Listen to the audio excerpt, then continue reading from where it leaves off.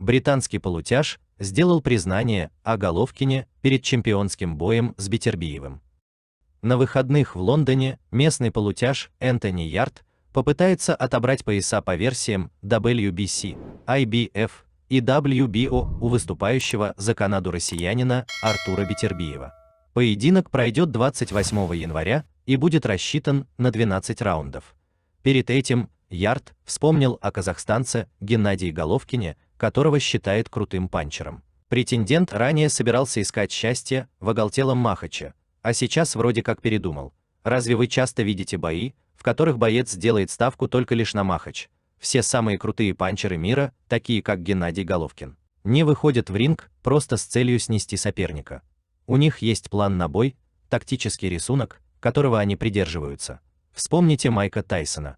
Его стилистически называют слагером. Считаю, это неуважение. Только сейчас некоторые поняли, насколько хорош он был технически и насколько силен был в контрпанчинге. Обратите внимание на то, как ведут проспектов, рассуждает Ярд. На каком-то этапе карьеры им специально подбирают стилистически неудобных соперников. Ведь задача не в том, чтобы нокаутировать всех подряд. Так это не работает. Это бокс, это искусство. Здесь нужно постоянно расти, учиться.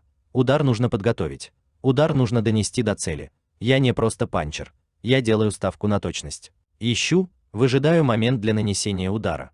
Помню, что однажды во время одного из боев Тайсона комментатор сказал, что тот дерется с ноунеймами, вспоминает Ярд. Думаю, люди всегда найдут предлог. Удовлетворить всех не удастся в любом случае. Нужен какой-то компромисс.